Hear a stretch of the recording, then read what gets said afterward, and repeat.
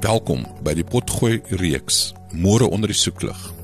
Hierdie is die loods-episode van 'n gereelde 5 tot 8 minute potgooi, wat ten doel het om luisteraars bekend te stel aan die fundamentele konsepte van toekomsstudies. Voorts het dit ten doel om mense te bemagtig om krities en kreatief oor die toekoms te dink. Hiermee gaan ek poog om die dissipline van toekomsstudies bloot te lê, deur praktiese hulpmiddels en raamwerke te verskaf, wat in persoonlike en professionele kontekste toegepas kan word. Elke episode sal luisteraars aanmoedig om moontlikhede te verken, aannames uit te dag en om hulle voorkeur toekoms voor te stel en na te jag.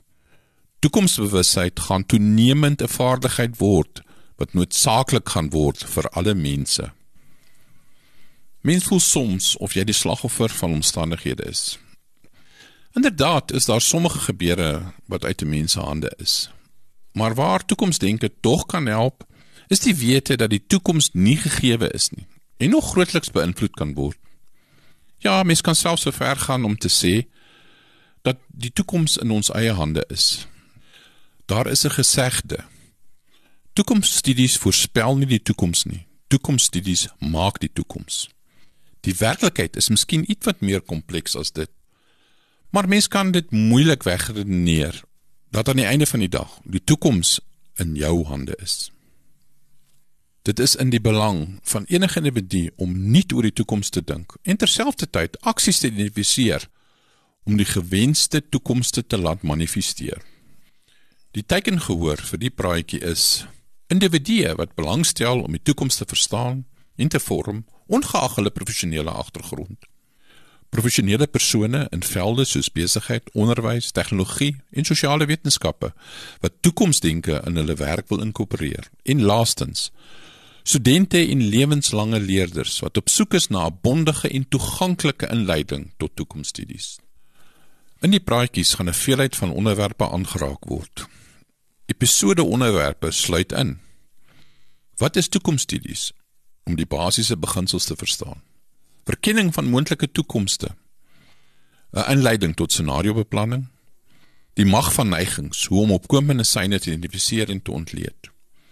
Dink in stelsels, 'n nuwe perspektief op kompleksiteit, hoe om jou voorkeur toekoms te skep, gereedskap vir strategiese vooruitskouing, en nog vele meer. In Heinrich & Struggles se 2015 verslag, The CEO Report Embracing the Paradoxes of Leadership and the Power of Doubt, haal die skrywer 'n anonieme bestuurder aan wat sê, die paai na die toekoms word gemaak, nie gevind nie, en die proses om dit te maak verander beide ons en ons eindbestemming. Wel, die toekoms is die enigste tydraamwerk waarop ons as individue en ook kollektief nog 'n invloed het. Om die toekoms te verstaan, gaan nie daaroor om dit te voorspel wat gaan gebeur nie, maar om moontlikhede te identifiseer. Hierdie kennis is waardevol om aksies te fokus op wat gedoen moet word om die verkieslike uitkomste te bereik. Ten laaste, Môre onder die soeklig sal dien as 'n vinnige, dog impakvolle hulpbron vir enige iemand wat belangstel om kennis in te samel oor en om die toekoms te vorm. Deur grondliggende kennis met praktiese hulpmiddels te kombineer, sal die praatjie nie net luisteraars meer leer oor die toekomsstudies nie, maar ook bemagtig om die toekoms op 'n betekenisvolle manier te navigeer en te beïnvloed. Kom saam op die reis na die toekoms.